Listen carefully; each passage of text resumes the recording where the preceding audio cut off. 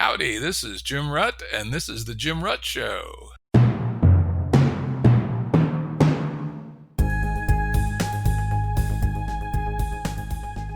This is a Currents episode. Currents are shorter and less heavily produced than our full-length episodes and generally focus on a single topic. As always, links to books, articles, and organizations mentioned are available on the episode page at jimruttshow.com. That's jimruttshow.com. Today we have our returning guest, who's been on the show a few times, John Robb, who's got a long history as a Intel guy and as a researcher and as a writer. John, where can readers find your current writings, which are very interesting?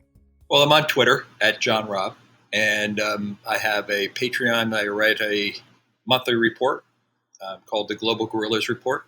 It's been going since 2007. Yeah, and I'm a subscriber to it. I encourage people who want to follow John to pay your $5 a month or whatever the hell it is, I don't even remember, and get his really good flow of information about what's going on. Oh, thanks. And I try to build frameworks that help people make sense of rapidly evolving situations. It seems to work. Yeah, and you do this kind of whiteboard thing where you're kind of rough thinking. You make it available as well, which I find very interesting. Oh, cool.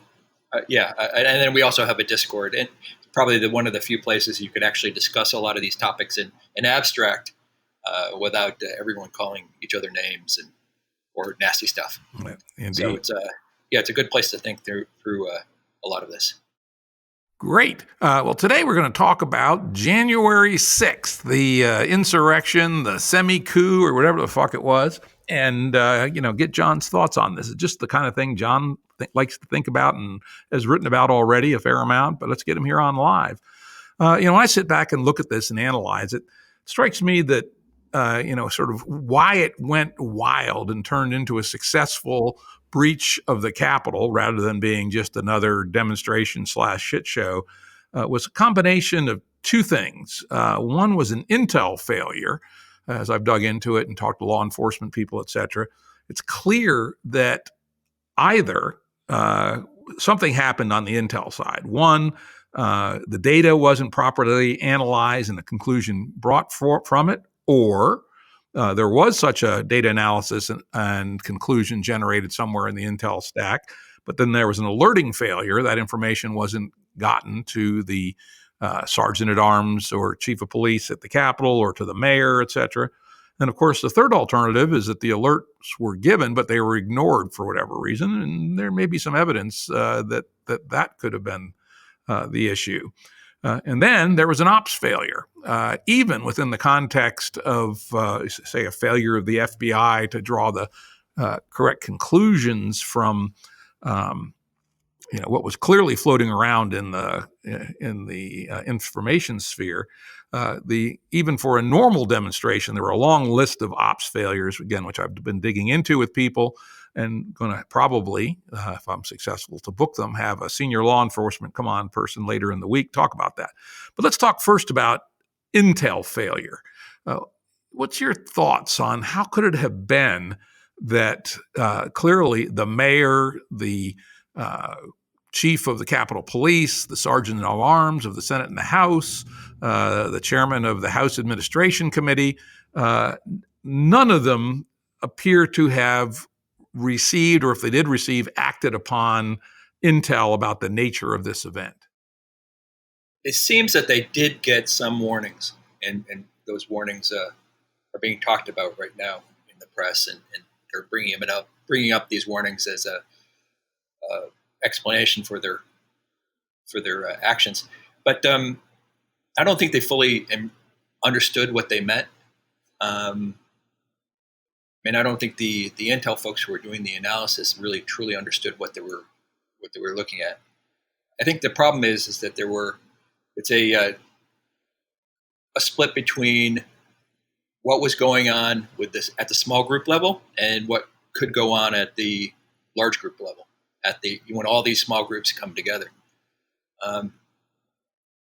People saw, and intel people saw that the threat develop at the small group level, but that's handled within the context of standard security operations. What they didn't quite understand is that when you have all these little different groups all plotting on their own with their own motivations for actually thinking about violence, all coming together at the same time, could they actually mobilize something large enough to sweep aside the defenses of the Capitol? And based on previous experience, I don't think anyone was really of the opinion that this would actually happen. Based on previous experience with right-wing protests, that they didn't think that there would be a large protest that would be violent enough to take over the Capitol and beat down the police to get there. Yeah, it's interesting you note that. I've talked to folks, again, in law enforcement. They admit there was probably an implicit bias in the thinking that, a basically white, conservative, police-friendly crowd is less likely to resort to extreme violence against the police than are, say, other groups. And so that's certainly likely to have been part of it. But the other one's one I think that you alluded to indirectly. I'd love to dig into more detail, which I highlighted, which is by Intel or Ops or some combination of the two, a failure to understand the real nature of a nationwide self-organizing network tribe. Right. Yeah. If you listen to or read any description of the crowd that had assembled on that day, it's a classic description of kind of an open source system, open source insurgency, open source protest, and there are groups from every different nook and cranny of our political sphere, and they all came together, and they all had the same anger and same desire, to march on the Capitol and try to reverse this election, and it's a hard thing for a lot of Intel folks to get their heads around. I had a lot of success getting people to think, in terms open source terms, back during the Iraqi insurgency, and later during the hunt for ISIS and Al Qaeda.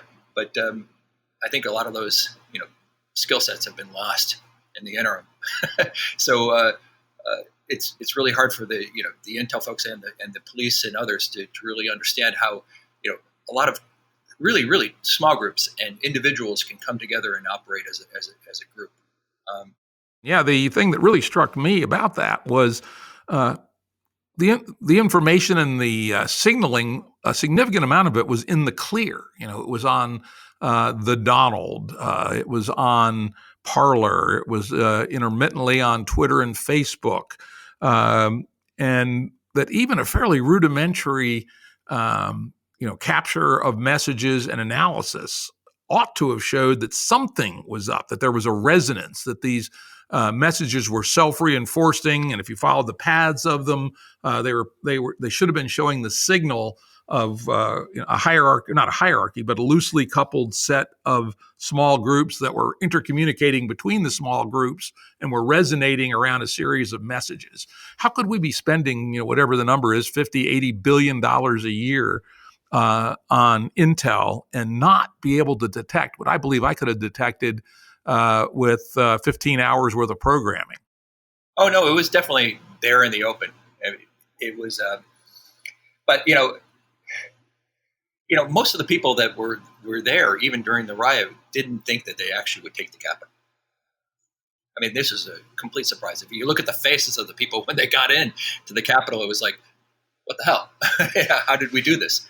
They didn't expect to actually achieve it. There was a small handful of guys that were, highly motivated. They anticipated getting in, but even then, they didn't really have much of a plan. It goes all the way back to why this whole thing started in the first place. I mean, I can understand Trump's motivation for pushing in this direction. I mean, he was faced with legal cases and de-Trumpification. People coming after him, and his only real protection was to keep this thing going, keep the insurgency going, and keep on fighting against the system. And it allowed him to raise hundreds of millions of dollars that he could put into a PAC. It allowed him to stay in the news, allowed him to get some protection in numbers against this kind of de-Trumpification pressure.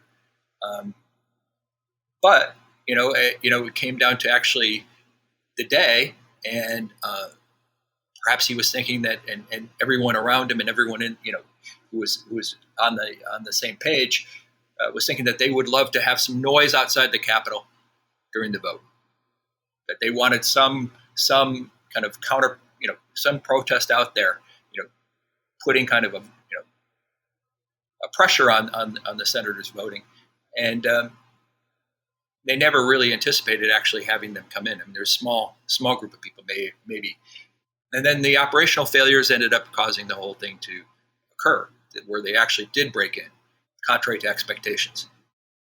I think one of the interesting takeaways of the whole concept of a self-organizing network tribe, because it's self-organizing and there isn't any strong coherence, one has to assume that the subcomponents have a fair degree of heterogeneity to them, right? There was probably a vast majority of people who they're essentially LARPing revolution, as B.J. Campbell likes to call it, where they were there to make a grand gesture, then go home, right? But because of the heterogeneity of the subcells of the self-organizing cluster, Right. there were definitely people there who were prepared. I mean, they had zip ties, they had scaling ropes, they had crowbars. I mean, there was a percentage, and of course, in a percentage of a crowd that large, if the percentage is 2 or 3 or 4% who are actually prepared, that's enough to catalyze action. And it seems to me when we're dealing with self-organizing network tribes, a key lens to consider is that the components of the tribe are likely to be heterogeneous with respect to motivation, skill, coherence within their cell, etc. And Right. that's going to be something that we should keep in mind as other self-organizing network tribes emerge. Of course, this is not the first. I like to think that in some sense, Occupy Wall Street was the first of the modern network self-organizing tribes. And oh yeah, well that was the essence of my book. Brave New War. It goes all the way back to Iraq with the open source warfare, open source insurgency, fighting the U.S. forces there, where you had 70 different groups, each with their own motivation, all coming together to fight the U.S. And then you had the protests, open source protests, where I'm using different language, but that was back then. The open source protests, which started in Egypt, and we had Occupy later, and we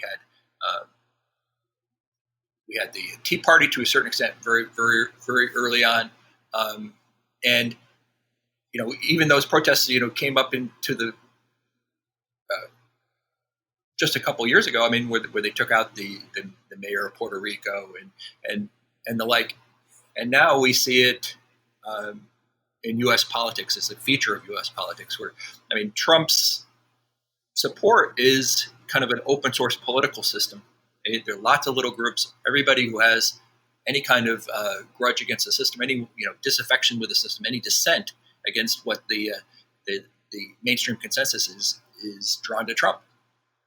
He is the lightning rod for it. And he, my take is that Trump was put into office to keep things disrupted. And as long as he kept things disrupted, prevented these kind of mainstream consensus from operating as usual, operating business as usual, he was supported. And so, this is what kind of an open source insurgency looks like when it hits the political spectrum. Yep, indeed. And again, a real takeaway here is people should just assume that these self-organizing network tribes are going to be a feature of our political system. I mean, obviously, Black Lives Matters protests this summer had very similar signature. It had a number of self-organizing cells.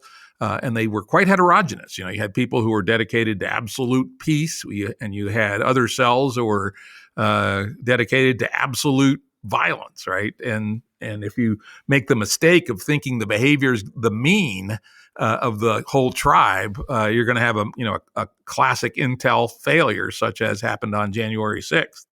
Yeah, I tend to draw kind of a line of distinction between the kind of these self-organizing open source protests and something that I would term a tribe. I mean, the big problem, kind of a central problem with open source frameworks, is that they have an impermanence.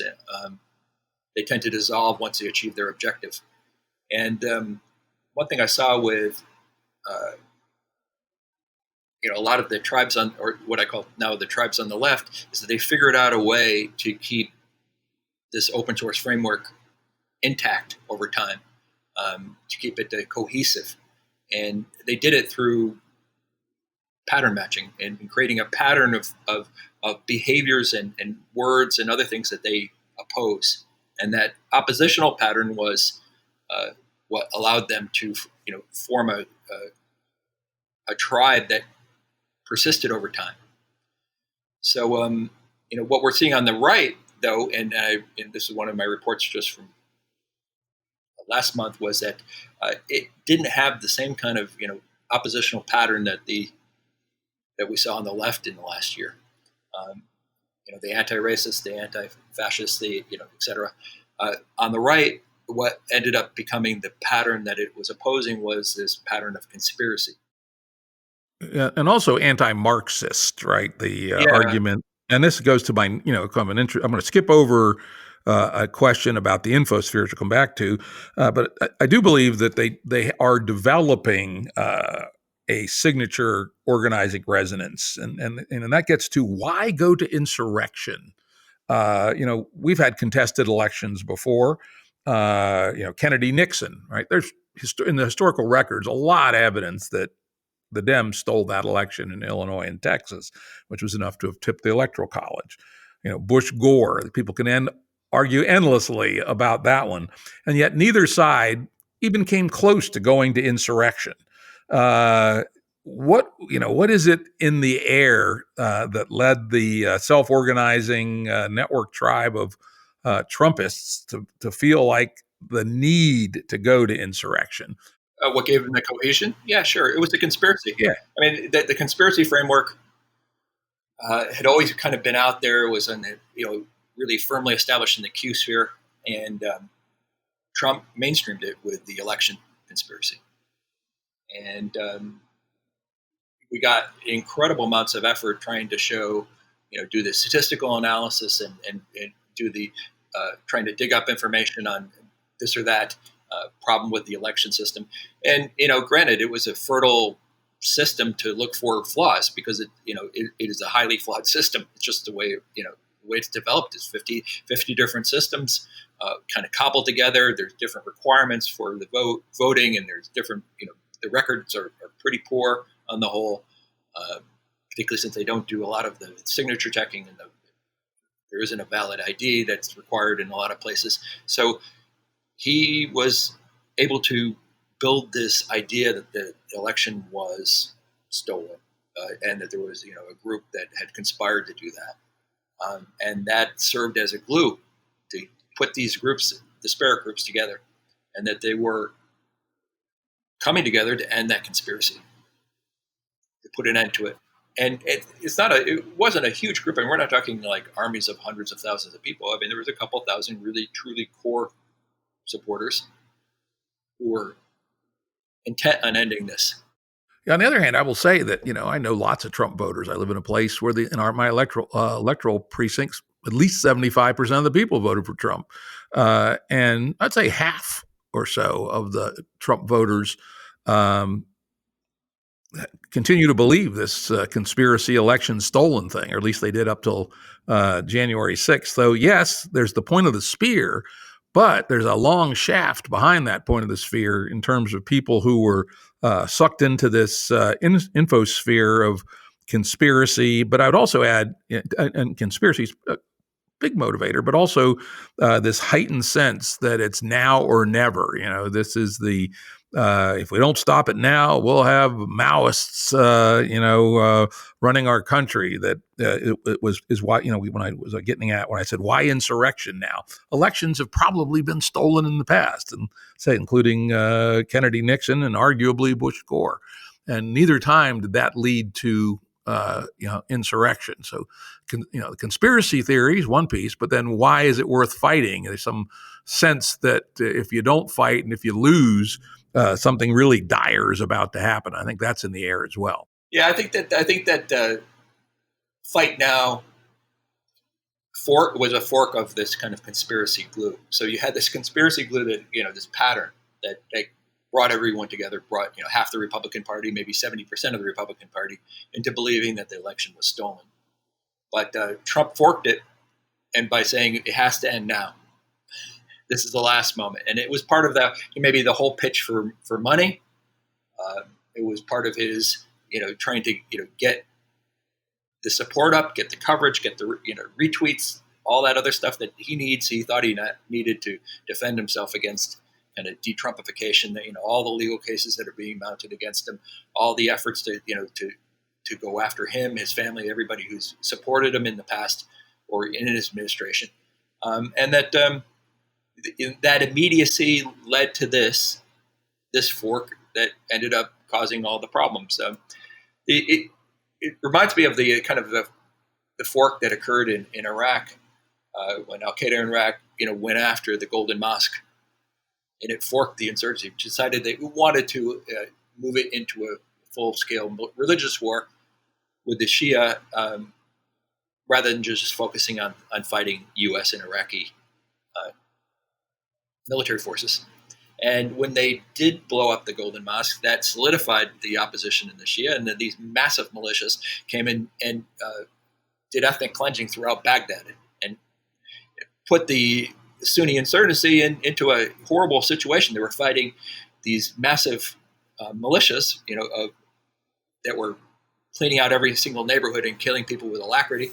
And then if they ever tried to put enough people together to fight them, that they were getting slammed by the U.S. military or the Iraqi military. And so it ended up causing the kind of a peace deal that we ended up seeing, the kind of which allowed us to draw down the whole insurgency. So that fork destroyed the Iraqi insurgency. So is this the same thing that in practice? Did it fork in a way that caused the whole thing to collapse? Yeah, and of course there's conspiracy theories that say, yeah, this was all intentionally set up by the left to cause the right to collapse, and it might have happened. But I would point out that this sense of direness about politics goes back. It's not just now. You may well remember the highly circulated article from 2016 that referred to the 2016 election as the Flight 93 election. Flight 93 being the 9/11 hijacked airplane that was where the passengers revolted against the hijackers and crashed the plane in Pennsylvania. And again, the argument as far back as 2016 is we have to rush the cockpit and elect Trump, or we will lose our democracy. So extreme ideas like this have been in the infosphere for quite some time. Yeah, I mean, there's a growing sense of dread that we're headed towards a dictatorship, a sort of authoritarian system. Yeah, both sides seem to believe it. The left were personifying Trump as a Hitler wannabe from the beginning, right? And the right has been, at least parts of the extreme right have been, profiling amazingly, a mild, very slightly left of center guy like Joe Biden as, the second coming of Mao. So it's well, that's a byproduct of the tribalization process. I mean, when you start to tribalize, you have selective empathy, and you give complete empathy to your comrades and people who you have this like fictive kinship with, and you give no empathy to anyone else who's outside of that. And all those people out there are enemies. They're not just people you disagree with. They are people who are afforded nothing, and you could even see it, in the coverage of of the death of that one woman in the Capitol when she got shot by the Capitol Police, and no one really wants to address it. They didn't even treat her as a human being. Yeah, it's an interesting signal. In these tribes, they self-organize seemingly around almost disjoint information spheres. For instance, one of the things I would, scratch my head about with respect to the, January 6th crew is how did they become so sure that the election was stolen, despite a lot of objective evidence that points the other way? Now, not conclusive, because as you point out, our system of election is noisy and murky, et cetera. But, some of the ones that come to my mind, there was a Georgia hand recount under Republican supervision, which showed, yes, there was a small amount of noise, but the results were 95% confirmed, wasn't even close. 60 plus judges, many of them Trump appointees, many of them Republicans, many of them, panels of judges with Republican majorities, rejected, all the court cases, every single one. Was that actually because of the evidence, or was it because of the just circling the wagons on maintaining the trust in the system? Hard to say, but again, if there really had been stinky shit, I suspect at least one judge would have raised his hand and say, Oh yeah, "Stop." So again, I'm not saying these are conclusive, but I'm saying these are strong signals. And the third one, yeah. I think that's the strongest of all, in some sense, is that 8 Trump-appointed U.S. attorneys, at the direction of Bill Barr, investigated the election and what happened. And of course, they have access to the FBI to do this. And concluded, which Barr pulled together in a report and reported, that yes, while there is noise, there was absolutely no sign of of large-scale voter fraud nor any conspiracy to do so. So here in the objective information sphere, while not conclusive, there are at least pretty strong signals that to believe the election was stolen to the degree to put your life on the line to assault the Capitol, seems somewhat out of phase with the objective evidence. And so that leads one to believe that the information sphere that is forming the insurrectionist network tribe, at least, is somehow very significantly disjoint from these objective signals, or has means to downregulate these objective signals. Can you maybe talk a little bit about the disjoint information spheres that we're developing these days, and what the insurrectionist sphere might look like? So in general, we're just a big picture. The networks, the social network in particular, is a new decision-making system we're adding to our system. We have markets, we have bureaucracy, et cetera. This new decision-making system has 2 elements in it. There's a consensus and there's a dissent. The consensus is can mobilize vast numbers of people to do something, all at once. And the dissent is constantly there trying to find any flaw in the argument. We saw that at work with the COVID. The same kind of thing that went on with the election is going on with COVID, is that calling into question everything, right? And if the consensus can't get something done in time, the dissent will chew it up. And then we have this tribalization dynamic, which then takes the dissent and it magnifies it, because if you don't have this kind of fictive kinship between people, you don't trust any of the information they provide you. Every bit of information they provide you is considered, a lie, something to do you harm. And so when anyone in the courts and anyone in the mainstream media said the elections are great, don't worry, whatever, people immediately said, that's not something I can trust. What they did trust is, the dissent basically somebody saying, here's a statistical analysis of the returns, and it shows this anomaly. Or here's a flaw in the system that they don't check signatures on these mail-in ballots. And therefore, this stuff is invalid. And so those little bits of dissent were enough for people to, do the pattern matching and say this is a overarching conspiracy, and that would overwhelm any sense of any calming influence or any kind of sense that there is some kind of objective reality out there. And when you have elections as tight, it doesn't take a vast conspiracy. It just takes a little bit of crud in the system to flip states. So it's you got the tribalization dynamic, you got the dissent dynamic, and that all comes together in creating this distrust of what the mainstream would consider a consensus reality. Yeah, then I've pointed out before that to get this thing to really cohere quickly, it requires a strong rebroadcaster who rebroadcasts some subset of the message out to the tribe, who then processes it, analyzes it, and then brings it back for rebroadcast. And the rebroadcaster in chief, since 2015 has been Trump. So his adamant claim that the election was stolen. Not only was it stolen, but the election was a landslide, right? Right. Really hard to find any objective evidence for that, but he just repeats it endlessly and with great vehemence. I went through the speech he gave at the Ellipse on the 6th, and he just rattled off dozens of these examples and claims, etc. Most of which have no support. But Lindsey Graham on the floor of the House in the late evening of the 6th said, they said 60,000 people underage voted in Georgia. Where are 10 of them? Where are one of them? Right? There's no evidence for a lot of. There is evidence for some of it, like the changes of the rules about signature verification.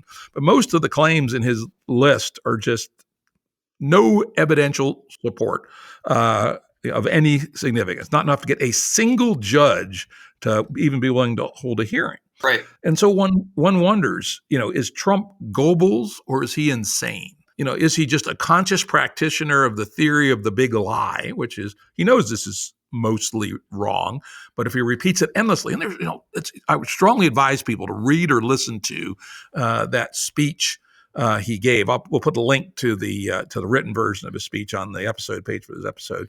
The guy is just relentlessly repeating all of these charges. And, is it because he believes, like Goebbels, that if you tell a lie emphatically enough times, people will believe it? Or is he basically insane? Does he actually believe it himself? I think that's actually a kind of interesting and important distinction to dig into. Well, I mean, how do you sell swampland in Florida to pensioners in New York? Exactly. You gotta believe it. You gotta believe it's great. I mean, you have to repeat it. Well, there's two kinds of con men, right? There's the ones who believe it, and then there's those who are just cynical sociopaths, and they're clear. I mean, I know I was a salesman for quite a while in the early days of my career. I know a bunch of salespeople. I've hired a bunch of salespeople, and there are clearly two kinds of salespeople: those who are the true believers, and those who are sociopaths and will just say anything to get the deal done. And Trump could be either. I'm not sure. Yeah, you can convince yourself to be a kind of a true believer in order to make it easier for you to make the sale. So it's like, and then I mean, Trump's nature or Trump's role in this election and Trump's role as a president was as a disruptor in chief. He took every bit of dissent in the system and ran with it. And he changed it. It was like fast transients moving from one thread of dissent to the next, to the next, to the next, constantly causing disruption. And that's why he continually got the support he did. Yeah, that's where Jeb Bush, of all people, was so prescient when he, tried to point out, said it again and again, that Trump is basically the chaos candidate. And that was what Trump did, right? He'd say A on Monday, B on Tuesday, C on Wednesday, all about the same issue. Then he'd be back to A again on Thursday. It was like there was no coherence at all in his model of reality. It was just whatever came out of his mouth. And a very interesting and in some sense a very disturbing way for the president of the United States to act. But at some level, it was efficient. He got 75 million votes. Ah! Yeah, but his support throughout the entire 4 years is 42%. At least according to the way they were polling. And it barely wavered. It barely wavered because every single day he fulfilled the plausible promise of the political insurgency that put him into office that he disrupted. He kept that system that his supporters saw as an existential risk to them, that was closing them down or hurting them or doing them damage. And he kept that going. And he did it through those fast transients, that kind of mobile warfare, online warfare, where you're going from one topic to the next, and it made it impossible for the mainstream media and others to defend against. Yeah, you get somebody to analyze some statement that's obviously just crazy, but by the time the proof package has been put forth that this statement is very, very untrue, the spotlight has moved on to something else. So it's very rapid moving from topic to topic to topic. So that at least within the the network self-organizing network tribe, the focus of attention is not looking back to say, is what Trump's saying true? Because by the time someone can analyze whether it's true or false, he's moved on to some new line of argument. Right. That goes back to my weaponized social networks report. Was the second report I wrote for my Patreon, and that method of warfare, that maneuver warfare online, was very, very effective. It kept, basically what you do by changing topics all the time, you make it impossible for the opposition to have coherent thought. Is that they are constantly caught in a kind of in between space. They can't complete a thought without moving on to the next one. And by the time they start to assemble the facts and start to try to make sense of things, you're on to the next one. So it creates this kind of chaotic mindset. But he was elected for that, and that's what he delivered. I think the two political poles here is not the classic, socialist left, what the government can control versus the kind of Republican conservative right, what government shouldn't control. It's consensus and dissent. It's one pole being kind of a Russia where everything goes, and the other pole being China where nothing goes. It's only my way or the highway. It's everybody in consensus alignment. And that if Jack Ma steps out of line even a little bit by criticizing the government or saying that they're not on the right path, he disappears. Right? So we have those political poles as that consensus and dissent, and that there's no specific policy positions associated with those two poles. It changes over time. So it makes it hard for people to get their heads around this, but it's different than the old left and right. Yeah, that's for sure. I will, maybe push back a little bit on the idea that the biggest effect of, say, Trumpian information warfare is to disorient the opposition. I'd say the opposition didn't get whipsawed nearly as much as Trump's followers did. They're the ones that were able to be hypnotized and essentially insulated from objective reality by these fast transients. From what I can see, at least over time, Trump's opposition were able to, derive a signal about what Trump was and what he was about that became more and more accurate over time as they did, implicit signal analysis on his use of chaotic transients. So it didn't work so much on the opposition as it did work on his own followers and allowed him to, pull them out of the reality-based world, essentially. They got better at dissent, and we saw that with the COVID. More prone to dissent to centralized efforts or centralized consensus. I think there was kind of a mental training on both sides that occurred over time.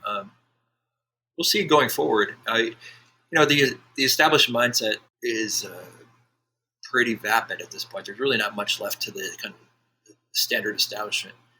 All the innovation seems to be occurring at the poles, at the far left and the far right. Yeah, absolutely. Yeah, certainly. Things like the woke movement, is also of this sort. It's got its own bizarre information sphere, its own ideology, and it's as we'll have a guy on next week talking about it, has formed itself up into essentially a neo-religion. And has similar attributes to the Trump self-organizing tribe, and is strongly in opposition to the center-left status quo. And a wokey thinks a liberal is about the worst thing around, maybe even worse than a Trumpster. So it's certainly not. This whole phenomenon is not just a phenomena of Trumpism, as you say. It's both the left and the right self-organizing using distorted infospheres and quasi-religious ideologies to separate themselves from a consensus view of reality. Yeah, it's pretty funny that there is a little bit of a parallel there. The original Antifa, was formed after the previous organization that defended all the left organizations in Germany in 1929 had been disbanded. made illegal because of a very violent protest. And when the Anti-Fi formed, it was just focused on protecting the communists. And they did most of their fighting against the rest of the center left, trying to force them into alignment with their ideology, rather than focusing on the right.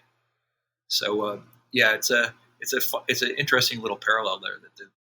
Yep, and I think I expect the more action will swing back to the far left here soon when they become very disillusioned by the sort of mild center leftism of Biden and the realities of what a very narrow Democratic majority can actually achieve in the House and the Senate. So this cycle of self-organizing network tribes and their development of memeplexes like the neo-religion of woke is a thing we're going to continue to see. I suspect we'll probably see something at least analogous to the neo-religion on the right. Be interesting to see what that is. The lost cause, or we almost did it, or something like that. If you try to boil down what this is all about, I mean, why is everybody fighting the way they are, and what are they fighting over?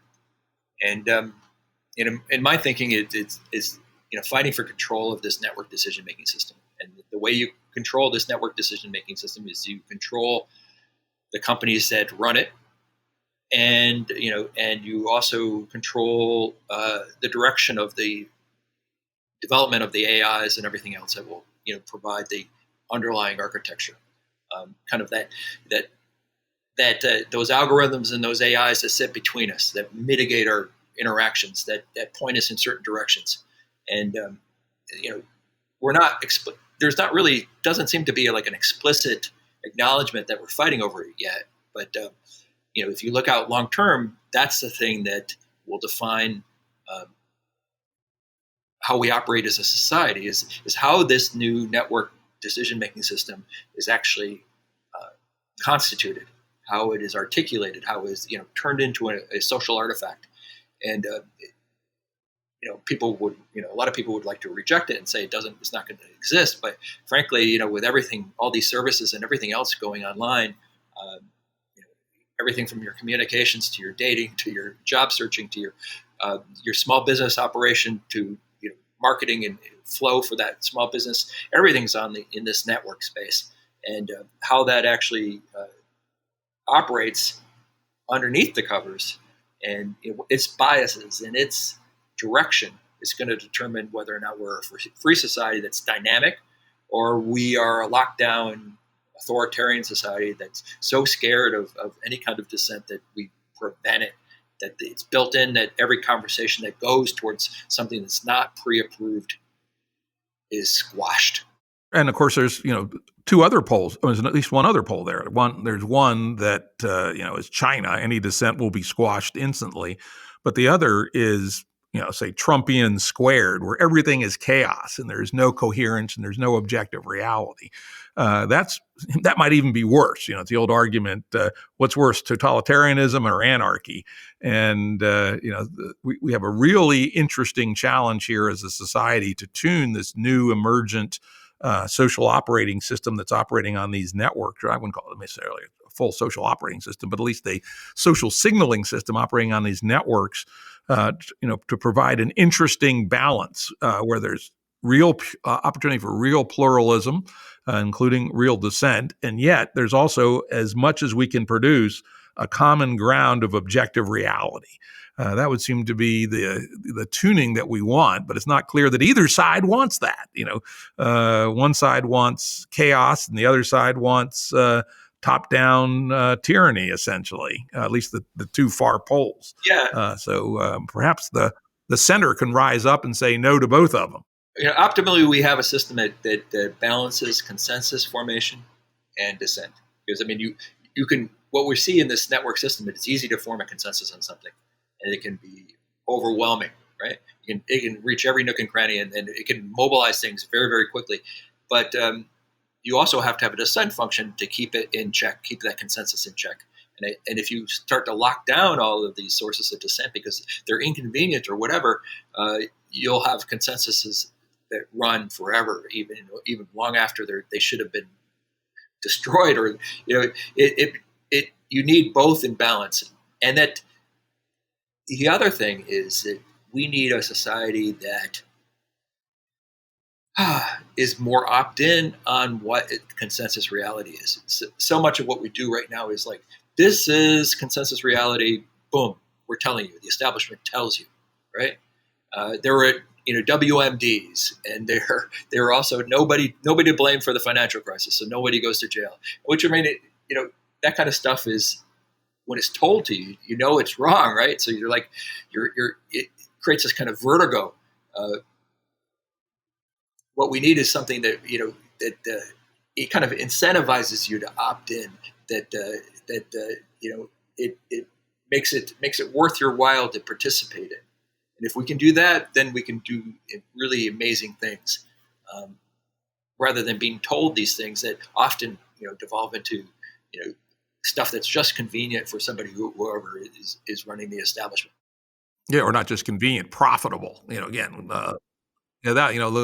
always look at the money on money return, that inner loop that really drives our society. Who benefits, right? I always point people to the one philosophy book that I keep in my working office, which is Karl Popper's The Open Society and Its Enemies. And he makes a very deep argument. However, the long term, this kind of balance between coherence and dissent allows an open society to defeat both alternatives, anarchy on one side and tyranny on the other. But our tuning doesn't seem right at the moment. For instance, this sudden snap to squash Parler disturbs me a lot. I will put my cards on the table. I am no fan of the people organizing on Parler. On the other hand, I am very disturbed by the three big, huge transnational companies, all of whom are controlled by one or two somewhat strange individuals having the power to squash one of the relatively important players in this information system. That is not good at all. Right. Yeah. That's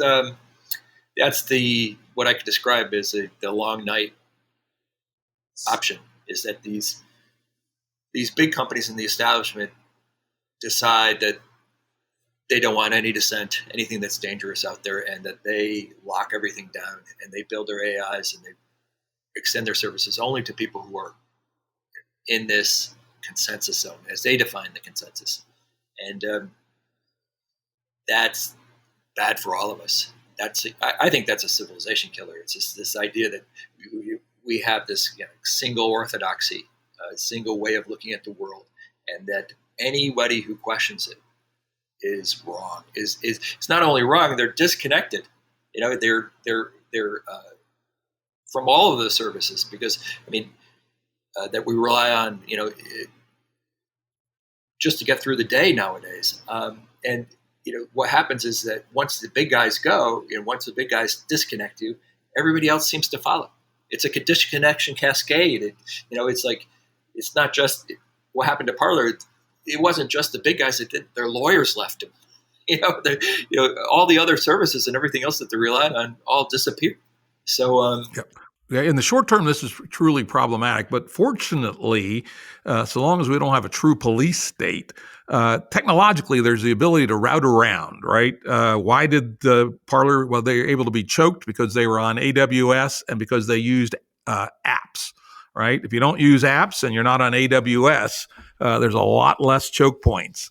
Now, there's some other choke points like domain names systems, but again, you can even route around that. It's hilarious. And ISPs, there's hosting companies in the Ukraine, and there's lots of ways to gradually route around there. You can even route around the internet itself through a grid-based Wi-Fi system, and Peter Wang talks about that from time to time. So, in fact, I know already people are working on this thing. I said somebody who's pretty deep in the right-wing space reach out to me yesterday. I talked to him 3 years ago. Watch for this coming, that they're going to try to choke all the choke points on the internet. Right. And really, the right should be building alternative infrastructure. Not because I'm a fan of the right, but because I'm a fan of balanced conversation. And he wrote, this this is a pretty central dude. And he said, you were prescient, right? Have you done anything about it? And I go, no, I talked to some folks, but they weren't very competent to execute. But, you guys better be going on it. Hopefully somebody on your side's working on this, because unfortunately, one of the tools that's being used right now is these technological choke points to attempt to stifle your side of the discussion. And, I don't necessarily agree with your side of the discussion, but I do believe you have the right to actively present that side of the discussion into the public square. And that this is very disturbing to me that a tiny number of blue church, big companies controlled by idiosyncratic individuals have the ability to essentially stifle discussion. Very bad. Well, this alternative infrastructure, I mean, it's great. And I've been in and out of that space for a decade or so. We're, participating, looking at it. It's just the vast bulk of services. I mean, so much is like in this mainstream space. Going off into the little corners and talking is not really a great alternative to this. I mean, when you've lost a war and everything else. It'll be interesting to see, because what will happen is raids will happen, right? People will self-organize over in the disconnected nets, and then they'll come back and propagandize and organize subtle war with just barely within the rules of the terms of service of the other platforms, and whisper to people, "This is where we're organizing." It's not going to be quite as the attempt to suppress dissent, at least in the United States, is going to be very difficult. I will predict. Yeah. The thing is, it becomes really, really difficult if they start IDing you as an individual. And if you show up doing that, you lose all access to all services. And when the service disconnect is fatal to your job, fatal to your ability to communicate, fatal to your ability to get on any of these services, transact, run a small business, anything else. I mean, it's just the penalties are too great to even think about. It's an open air prison, effectively. You can go off and do this stuff, but if you do something that we can identify as that violates any of the rules, like if you are anti-vax or you're anti-round world, you know what I mean? It's like you're gone. You're disconnected from the world. Very scary. And if that happens, then at that point, I will go into the streets. God damn it. That is worth fighting for, because that's not tolerable. And that is the slippery slope to soft, maybe not so soft in the longer term tyranny. It's already happening to a lot of people. I mean, in bits and pieces, but I mean, there are people being disconnected right now. I mean, and losing their livelihood and constant streams of attacks on them and their families and everything else. Yeah, it's happening. It's not universal yet, but give it time. Well, John, I think we're going to wrap it up there. I've got another call here to get on to. This has been, as always, remarkably interesting. Check John out on his Patreon. And what's the name of it again? Global Guerrillas. Yeah. Very much worth reading. Thanks a lot, John. Hey, thanks, Jim.